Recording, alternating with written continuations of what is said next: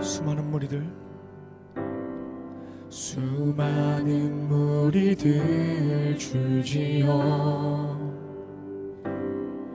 그분을 보기 위해 따르네.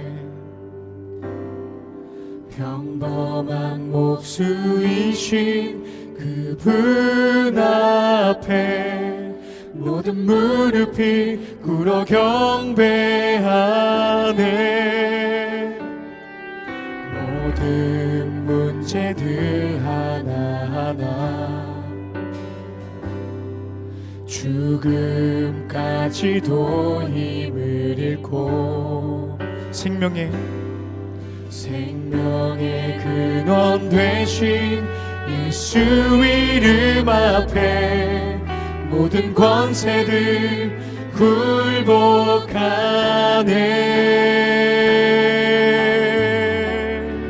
예수 이름 높이세. 능력의 그 이름 예수 이름 높이세. 구원의 그 이름 예수 이름을 부르는 자, 예수 이름을 믿는 자, 예수 이름 앞에 나오는 자 복이 있도다. 나의 계획이 실패하고 계획이 실패하고 나의 소망이 끊어질 때 나의 소망이 끊어질 때 삶의 주관자 되신 그분께 삶의 주관자 되신 그분 앞에 나의 무릎을 꿇어 경배하네. 나의 삶을 그분께 맡길 때 비로소 나의 마음 변하네. 구원의 반석 되신 예수 그리스도, 구원의 반석 되신 예수의 이름을 소리 높여 찬송하네. 예수 이름 높이세. 능력의 그 이름 예수 이름 높이세. 구원의 그 이름 예수 이름을 부르는 자, 예수 이름을 믿는 자, 예수 이름 앞에 나오는 자 복이 있도다.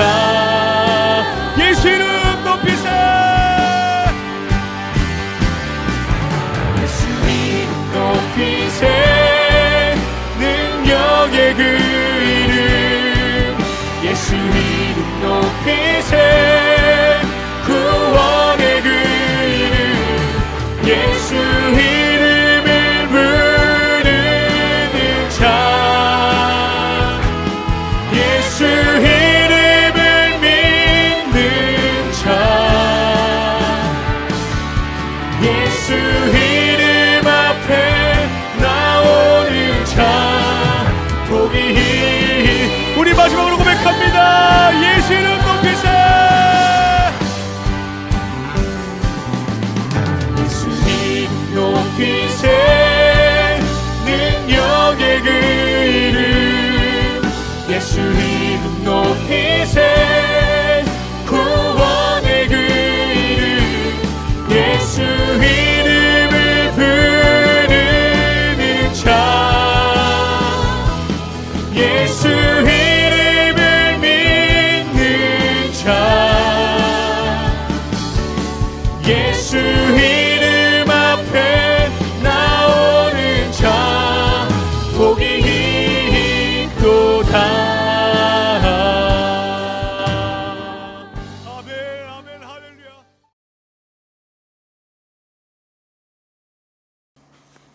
오늘 아침에 저와 여러분들이 함께 나눈 말씀은 사도행전 3장 1절부터 10절까지 말씀입니다.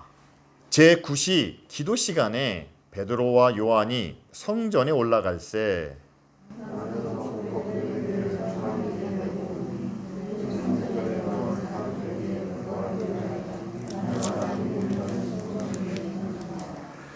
그가 베드로와 요한이 성전에 들어가려 함을 보고 구걸하거늘 베드로가 요한과 더불어 주목하여 이르되 우리를 보라 하니 그가 그들에게서 무엇을 얻을까 하여 바라보거늘 베드로가 이르되 은과 금은 내게 없거니와 내게 있는 이것을 내게 주노니 나사렛 예수 그리스도의 이름으로 일어나 걸으라 하고 오른손을 잡아 일으키니 발과 발목이 곧 힘을 얻고 뛰어 서서 걸으며 그들과 함께 성전으로 들어가면서 걷기도 하고 뛰기도 하며 하나님을 찬송하니 모든 백성이 그 걷는 것과 하나님을 찬송함을 보고 그가 본래 성전 미문에 앉아 구걸하던 사람인 줄 알고 그에게 일어난 일로 인하여 심히 놀랍게 여기며 놀라니라. 아멘. 자, 사도행전 3장의 말씀은 구체적으로 베드로와 요한이라는 이름이 나오고 이들이 행한 첫 번째 기적을 기록한 그런 내용입니다. 나면서부터 걷지 못하는 한 사람이 있었습니다. 근데 그 사람은 성전 미문이라는 곳에 앉아서 구걸하던 사람이죠. 그런데 베드로와 요한이 나사렛 예수의 이름으로 그 사람을 걷게 했다. 이것이 이제 사건의 팩트입니다. 그러면 우리는 이 내용을 듣고 아니 어떻게 이 구걸하던 사람의 가장 큰 문제가 걷지 못하는 것 아닙니까? 의학적으로도 또 어떤 다른 방법으로도 해결할 수 없는 이 문제를 어떻게 나사렛 예수의 이름으로 고칠 수 있었느냐? 그러면 이 힘은 누구로부터 나왔느냐? 나아가서는 우리는 어떻게 해야 그 문제가 해결되는 능력을 경험할 수 있느냐? 사실 거기에 우리는 관심을 갖게 됩니다. 그런데 거기까지 이르기 전에 조금 더 본질적인 문제를 우리가 함께 생각하기 원하는데요. 이 사건이 일어난 장소가 성전 미문이라는 곳 앞에서 이루어집니다. 그리고 우리가 유추할 수 있는 바 아마 이 사람은 태어나면서부터 걷지 못하는 그런 장애를 갖고 있기 때문에 아마 한 번도 성전 안에 들어가 보지 못했을 것이다 라고 우리는 추측할 수 있습니다. 왜냐하면요, 구약 레위기 21장에 보면 장애인을 그들은 몸에 흠이 있다라고 여겼습니다. 그래서 그 내용이 여러 가지 이제 장애를 갖고 있는 사람이 있는데요. 보지 못하는 사람, 걷지 못하는 사람, 때로는 몸에 종기나 부스럼이 있거나 뭐 여러 가지 모습이 나열이 됩니다. 이런 사람들은 몸에 흠이 있기 때문에 함께 제사를 드릴 수 없다, 제사에 동참할 수 없다라고 성경은 기록합니다. 여러분, 제사에 참여할 수 없는 사람, 그렇다면 그 사람은 성전에 나올 이유가 없는 사람이죠. 그럼에도 사람들이 그를 메고 옵니다. 아마 가족이 아닐까 우리가 추측을 하는데요. 그리고 그를 메고 성전 안에 들어가는 게 아니라 성전 앞에 그를 내려놓습니다.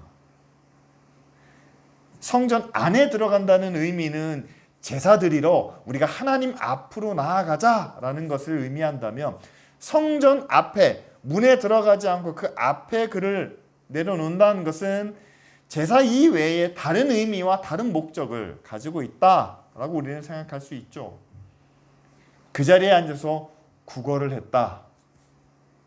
그 말은 여러분, 그 외에 많은 사람들이 다 성전에 와서 뭘 하겠습니까? 하나님께 제사를 드리며 자기의 죄, 자기의 불의하고 악한 것을 고백해서 그 제물의 피를 통해서 우리의 죄가 용서받았습니다. 이제 하나님이 다시 우리를 의로운 하나님의 백성으로 삼아 주셨습니다 라는 그 구원의 은혜를 경험할 때 성전 밖에 문 앞에 앉아 있다는 얘기는 그 구원의 은혜와 의로운 사람이 됐다는 그 감격과는 상관없이 구걸했다는 것은 먹고 사는 일을 위하여 다른 사람들의 관심을, 동정을 받아 하루하루 살아가는 그런 삶을 살았다는 그런 의미를 우리에게 말씀해 주는 것이 아닐까요? 여러분, 성전 앞에서 구걸하는 모습이 잘 상상이 안 되실 것 같아가지고 제가 사진 2장을 준비했습니다. 제가 90년대 후반에 네팔에 단기 선교 사역을 갔었는데 그때 제가 인도 뉴델리에 있는 가장 큰 이슬람 사원을 찾아갔습니다. 그런데요, 거기도 2가지 모습이 있어요. 사원 안에는 사람들이 손을 씻고 발을 씻고 들어가서 기도를 합니다. 그런데 그 사원 앞에는요, 정말 수많은 사람들이 그 계단 양쪽으로 늘어서서 서 있는 게 아니라 계단 양쪽으로 하여튼 앉거나 눕거나 그러면서 구걸을 합니다. 그런데 사진에는 이렇게 대충 나와 있지만요, 직접 찾아가서 보면 정상적인 몸이 아니에요. 누구는 팔이 없거나 누구는 다리가 없거나, 팔이 있는데 굽어져 있습니다. 몸이 뒤틀려 있습니다. 다리가 펴지질 않습니다. 그래서 물어봤어요. 왜 이렇게 인도에는 장애인이 많은가요? 선교사님이 그렇게 이야기합니다. 정상적인 몸을 가지고 구걸을 하면 사람들이 불쌍히 여기질 않는다는 거예요. 그래서 정말 가난하고 힘든 가정에서는 그나마 이 사원 앞에 와서 구걸하면 그래도 그 가족을 먹여 살릴 수 있을 만한 그런 돈을 모을 수 있기 때문에 아직 어렸을 때, 아직 성장되지 않았을 때 네모난 틀을 만들어서 그 아이를 그 틀에 가둔답니다. 그 몸을 그래서 의도적으로 온전하지 못하게 키우는 거죠. 그래서 그 아이가 커서 그 불편한 몸으로 와서 구걸하는 것을 통해서 그 가정이 먹고 사는 그런 현실이 그 당시 인도의 현실이다라는 말을 제가 들었습니다. 자, 양쪽으로 줄을 지어서 구걸하는 사람들. 아마 지금 사도행전 3장에 나타나는 그 자리에서도 아마 이 사람만 구걸하고 있는 것은 아니었겠죠. 수많은 사람들이 성전에 나와서 제사를 드리고 돌아가면서 하나님의 은혜로 구원받았다는 그 감격을 그나마 함께 나누기 위해서 구제를 하고 이들을 돕는 그런 마음으로 그 동전을 또 일부를 나눴을 때 그것을 통해서 그 동정과 그 긍휼을 통해서 함께 먹고 사는 사람들이 지금 이 시대에도 또한 2000년 전에도 있었다는 사실입니다. 여기서 우리는 하나님 앞에, 아니 성전을 향하여 나오는 2가지 모습을 볼 수가 있습니다. 첫 번째는 하나님 앞에 드리는 제사. 꼭 제사만이 아니죠. 내가 하나님 앞에 있습니다 라는 사실을 고백하면서 하나님의 은혜로 살아가는 우리의 모습, 그리고 우리의 죄와 우리의 잘못된 것을 용서해 주시고 다시 하나님과의 관계를 의롭게 온전하게 회복시켜 주시는 그것을 우리가 대속의 은혜라고 하죠. 예수 그리스도로 말미암아 우리를 다시 의롭게 하시는 그 은혜를 향하여 나오는 사람들이 있는 반면에 사실 성전을 향해서 나오고는 있지만 그러나 하나님 앞에 온전하지 못한 자신의 한계 때문에 하나님의 구원을 바라기보다는 우리가 의롭게 되어 하나님의 자녀라는 것을, 하나님의 백성이라는 것을 다시 한번 확인받는 것보다는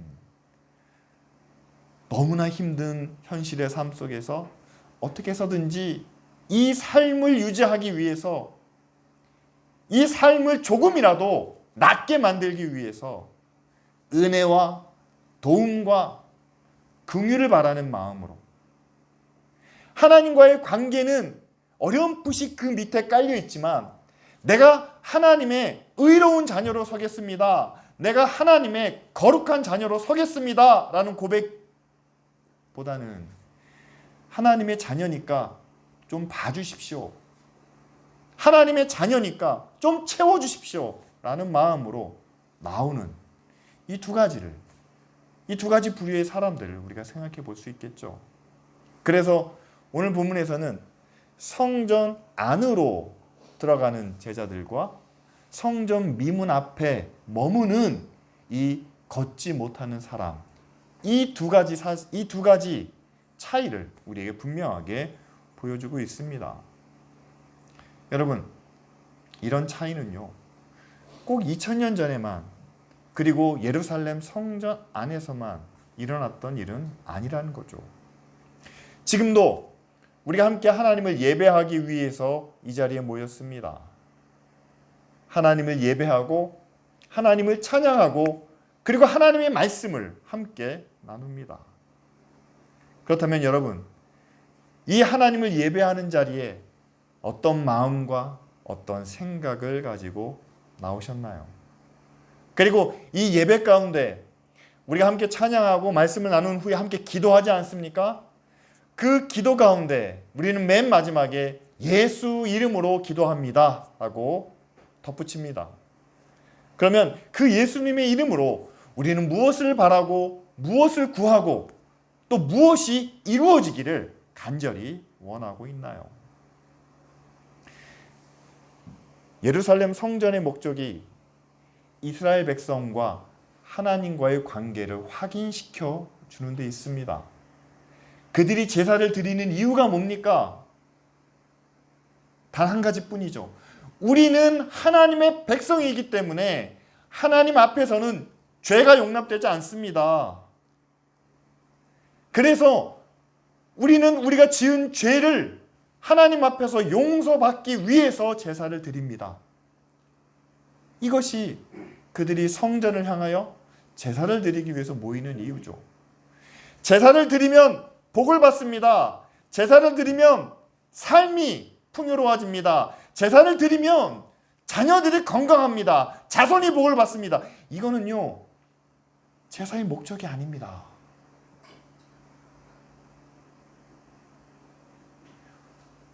부차적으로 하나님의 백성이 된 후에, 하나님과의 관계가 온전해진 후에, 그런데 하나님과의 관계가 어떤 관계입니까? 하나님은 우리의 창조주이실 뿐만 아니라 세상의 주인이시기 때문에 하나님과의 관계가 온전해지면 우리는 주인의 자녀가 되기 때문에 주인의 자녀로서 세상에서 누릴 수 있는 것들을 우리에게 말씀해 주시는 것이지, 복을 받기 위해서, 잘되기 위해서, 뭔가를 얻기 위해서 우리가 제사를 드리거나 예배를 드리는 것은 아니라는 사실이죠. 여러분, 오늘 미문 앞에서 구걸하는 사람은 레위기에 나와 있는 말씀 때문에, 그의 육체적인 한계 때문에 성전 안에 들어가지 못했습니다. 그런데 예수 그리스도의 십자가의 은혜로 성전의 회막이 갈라진 이후에 이제는 하나님의 성전 안으로 들어가는데 아무런 장애도 존재하지 않습니다. 누구든지 예수의 이름을 부르면 우리는 하나님 앞으로 나아갈 수 있습니다. 더 이상 예루살렘 성전같이 어떤 자격과 조건을 갖춰야 하나님 앞에 설 수 있는 그런 일들은 벌어지지 않습니다. 그렇다면 여러분, 누구나 예수 그리스도의 이름을 부르면서 하나님 앞으로 나아갈 수 있지 않습니까? 우리가 교회로 모일 때도 이 시간에 우리가 함께 찬양하며 또한 하나님 앞에 기도하며 하나님의 말씀을 통해서 하나님과 더 가까워지기 위해서 우리가 나오지 않았습니까? 그렇다면 우리가 함께 모여있는 이 예배의 목적은, 그리고 우리가 함께 기도하면서 말씀을 나누는 이유는 구약의 이스라엘 백성처럼 하나님이 우리의 하나님이시고 우리는 하나님의 자녀, 하나님의 백성입니다 라는 것을 고백하며 또한 그것을 우리가 함께 확신하고 체험하기 위해서 우리가 함께 모여있는 것 아닐까요? 여러분, 그렇다면 이 시간 하나님이 우리의 아버지이신 것을, 그리고 우리의 왕이며 우리의 주인이신 것을 우리가 마음으로 인정해야 되겠죠. 참 안타까운 것은요, 개신교는 하나님이 우리의 주인이십니다, 하나님이 우리의 왕이십니다 라는 것을 어떤 다른 것으로 경험시켜 줄 만한 그런 게 존재하지 않습니다. 예전에는 저희가 뒤에 십자가가 있어서 그나마 어떤 보이는 효과가 있었는데 지금은 그렇지도 않아요. 여러분, 유럽에 있는 성당을 가보신 분은 알겠지만, 아니면 뭐 영상을 통해서 보신 경험이 있으면, 그리고 우리가 지금 모델로 만들어 놓은 예루살렘 성전, 솔로몬의 성전은 이럴 것이다 라는 그런 영상들이 있습니다.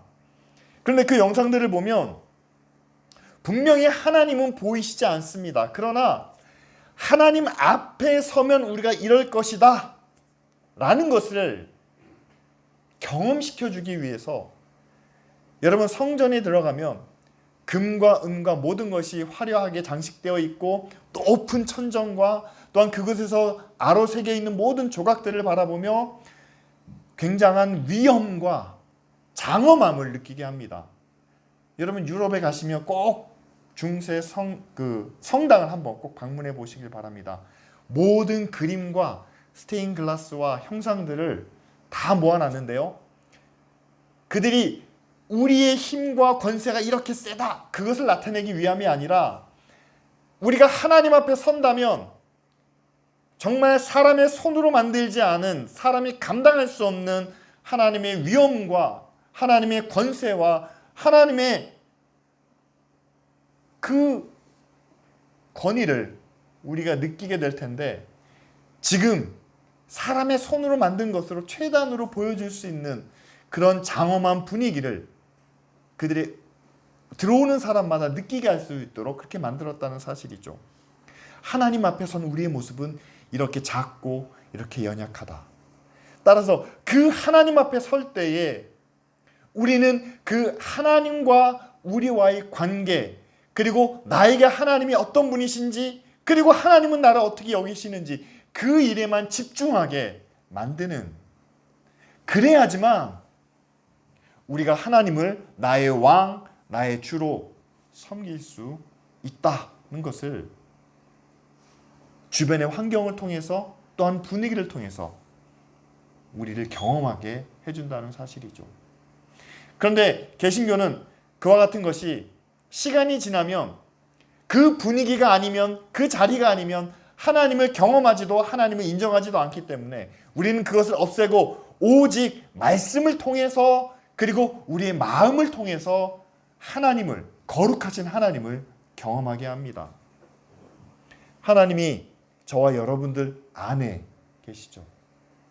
그리고 말씀을 통해서 우리를 얼마나 사랑하시는지, 그리고 우리의 삶 속에서 하나님의 은혜와 사랑의 손길이 우리를 어떻게 보호하시고 지켜주시는지, 그것을 반복해서 느끼게 하고 경험하게 하고 깨닫게 하심으로 우리가 하나님 앞에 있는 하나님의 자녀, 그리고 하나님은 우리의 왕이고 우리의 주인이신 것을 경험하게 하시죠. 그런데 여러분, 제가 왜 이렇게 이 말씀을 장황하게 설명하느냐? 우리가 비록 지금 예배당 문 안에 들어와 있습니다. 그리고 예배하는 이 자리에 우리가 함께 모여 있습니다. 그러면 그렇게 생각하실지 모르겠어요. 우리는 지금 예배하는 자리에 있기 때문에 이미 우리는 하나님의 성전 안에 들어와 있는 것이 아니냐. 지금 저 문 밖에서 길에서 걸어다니는 사람들은, 그들은 성전 밖에 있는 것이고 우리는 문 안에 있기 때문에, 예배하고 있기 때문에 우리는 성전 안에 있는 것이 아니냐. 근데 말씀드렸죠. 우리가 하나님 안에 있다면 하나님의 그 위엄 앞에 우리의 주인이시고 우리의 왕이신 그 하나님을 인정할 수밖에 없다는 겁니다. 그리고 세상에서 살아가는 여러 가지 많은 일들이 있지만, 그러나 이 시간만큼은 나의 왕이시며 나의 주인이신 하나님이 나의 가장 중요한 분이고 내 생각과 내 마음의 가장 중심 가운데 계십니다 라는 것을 인정해야만 우리가 마음으로 성전 안에 들어와 있는 것이 아닐까요? 같이 앉아있지만 찬양을 하고 말씀을 나누지만 여전히 내 마음속에는 일주일 동안의 삶이 가장 크게 자리 잡고 있습니다.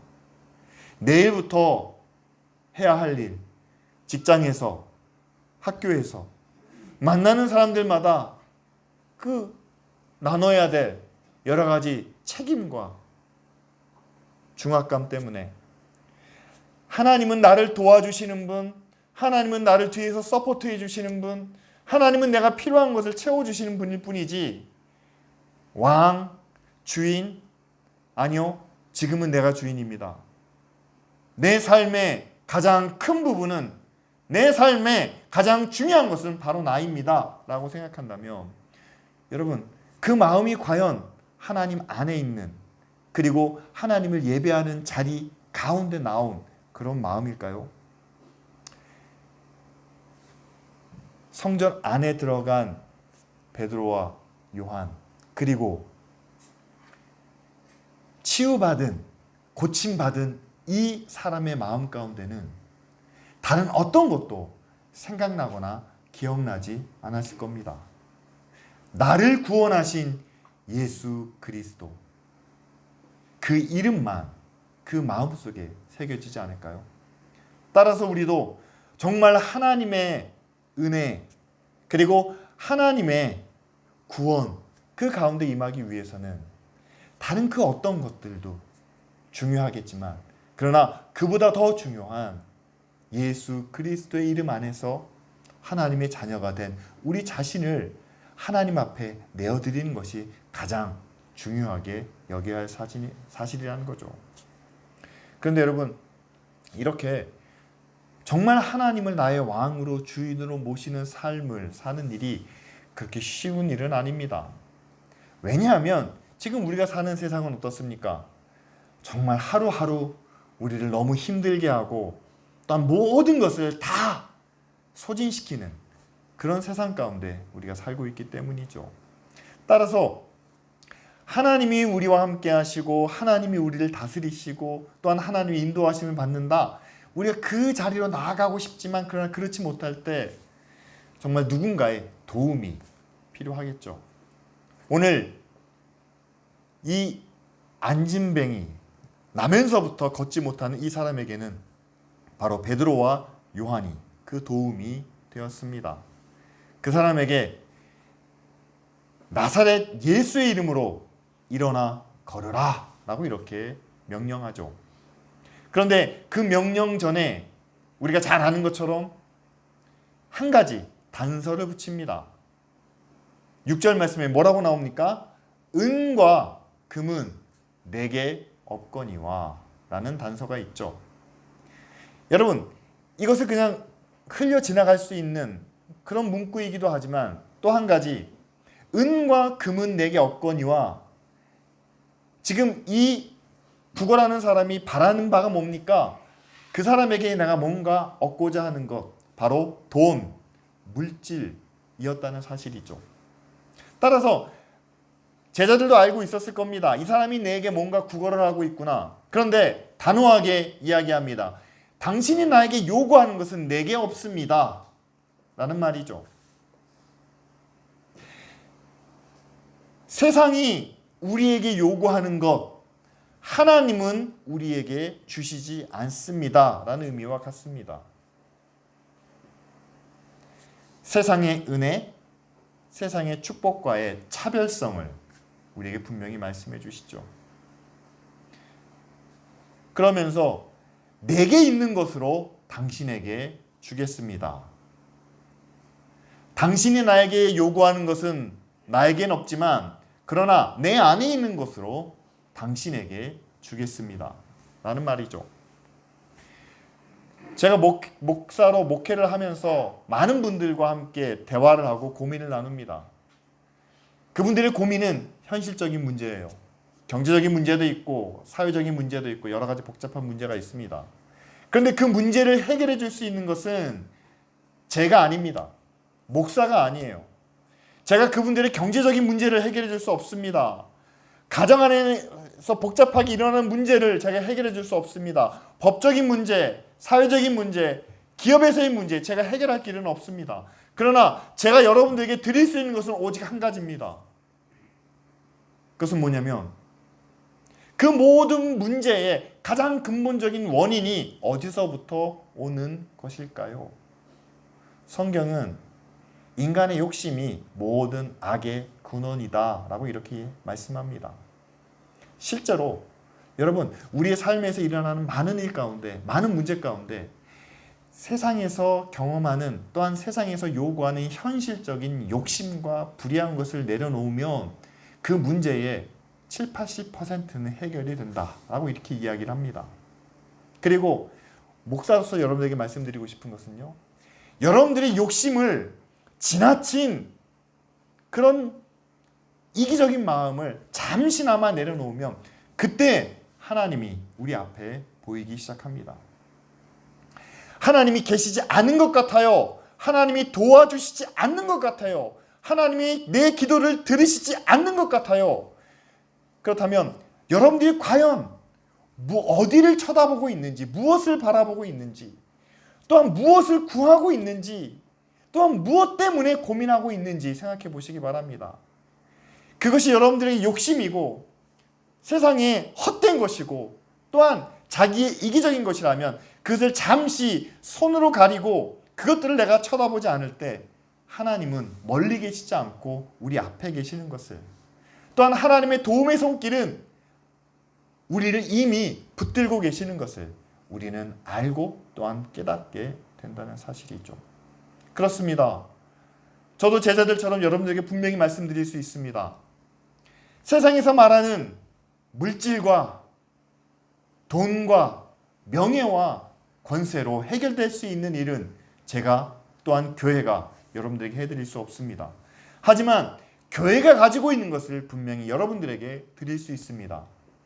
하나님을 나의 주로 나의 왕으로 모시고 그분의 이름을 부른다면 하나님은 우리가 보지 못하는 은혜와 능력으로 또한 크신 사랑으로 우리를 책임지시고 인도해 주신다는 사실이죠.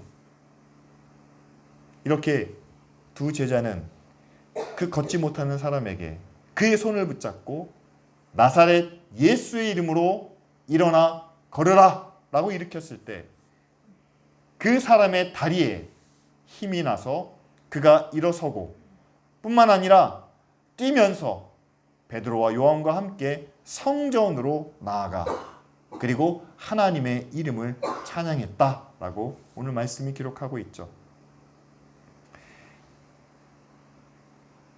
육체적인 장애를 고쳐준 것이 첫 번째 사건입니다.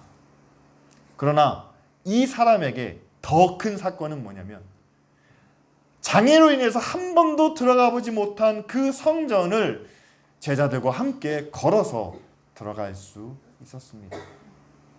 그리고 그날 그 성전 안에서 제자들과 함께 하나님의 이름을 부르며 하나님을 찬양하게 되었습니다. 그 일이 어떻게 이루어졌습니까? 제자들이 가지고 있는 초자연적인 능력으로 이루어졌습니까? 아니면 어떤 다른 방법을 통해서 신비한 힘을 통해서? 아니죠. 제자들이 제시한 것은 바로 나사렛 예수 그리스도의 이름으로 명한다 라는 그 한마디였습니다. 그렇죠. 예수 그리스도의 이름이 바로 이 사람을 낫게 할 뿐만 아니라 이 사람을 성전 안으로 들어갈 수 있는 하나님의 백성으로 삼아주셨고 그리고 하나님의 이름을 부르며 찬양할 수 있는 그런 권세까지도 허락해 주셨다는 사실이죠. 그렇습니다. 예수 그리스도의 이름이 2000년 전뿐만 아니라 지금 우리에게도 우리가 하나님 앞으로 나아가고자 할 때 그리고 하나님과의 관계를 회복시키려고 할 때, 뿐만 아니라 우리가 고난 가운데, 어려움 가운데 하나님의 도우심과 은혜와 능력이 간절히 필요할 때, 바로 예수 그리스도의 이름이 이 모든 문제를 해결해 주시는 그런 능력의 근원이 된다는 사실을 우리는 꼭 깨닫기를 원합니다. 다른 능력이, 다른 은혜가 우리에게 주어지는 것이 아니죠. 우리를 위해서 십자가에 죽으신 예수 그리스도를 통해서 어떤 일이 이루어집니까? 여러분, 그 예수의 보혈로 말미암아 우리의 죄가 다 사함 받았다는 사실입니다. 그리고 예수 그리스도의 이름을 통해서 하나님이 우리를 자녀로 바라보신다는 사실입니다. 그리고 하나님의 자녀들이 세상을 살아가는데 너무 약해요. 너무 부족해요. 너무 잘못된 길로 나아가고 있어요. 그때마다 하나님의 성령을 통해서 부족한 것은 채워주시고 약한 것은 힘을 북돋아 주시며 잘못된 길로 갈 때는 책망을 통해서 나무라시는 그 은혜를 통해서 그 길을 바로 잡아주시는 것, 이것이 바로 예수 그리스도의 이름이 우리에게 전해주는, 또한 그 이름으로 우리가 받게 되는 하나님의 은혜와 능력이 아닙니까? 여러분, 예수 그리스도의 이름으로 하나님이 우리의 주인이시고 우리의 왕 되신 것을 고백한다면 그 이름이 우리에게 약속해 주시는 그 모든 은혜와 축복을 우리가 함께 누릴 줄 믿습니다.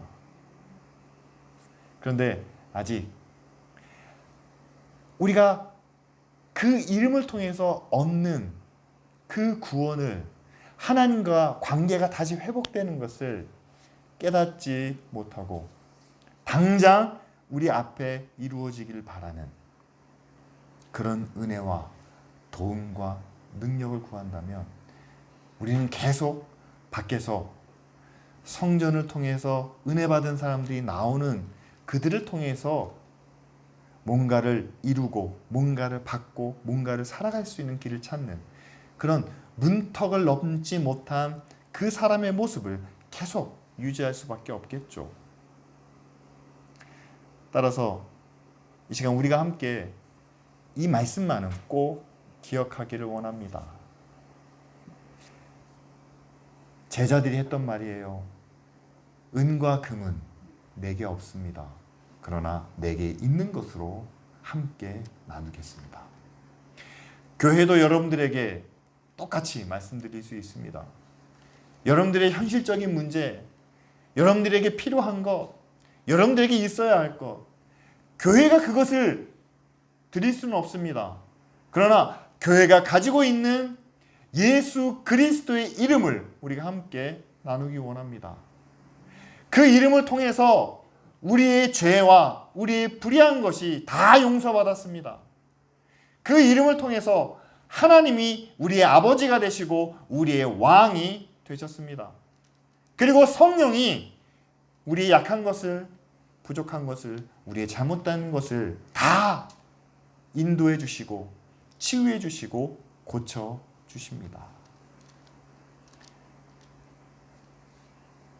여러분, 이것을 통해서 우리가 우리의 약해진 팔과 다리에 새 힘을 주시고 뿐만 아니라 늘 앉아서 뭔가를 구하기만 하고 바라기만 하고 얻기를 원하는 그런 욕심에서 이제는 하나님을 찬양하고 이미 받은 은혜와 능력으로 기뻐하며 하나님 앞에 영광 돌리는, 이제는 하나님의 자녀로 하나님 안에서 하나님의 다스림 가운데서 하나님께 영광 돌리는 온전한 믿음의 자녀로 살아갈 수 있도록 예수 그리스도의 이름으로 하나님의 통치, 하나님이 다스리시는 그 자리로 나아가는 우리 모두가 될 수 있도록 이 시간 다 같이 함께 기도하시겠습니다.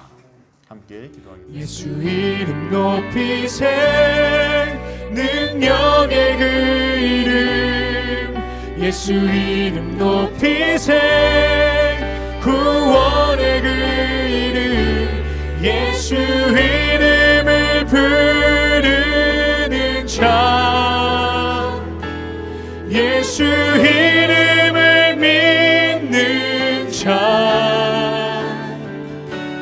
예수 이름 앞에 나오는 자 복이 있도다.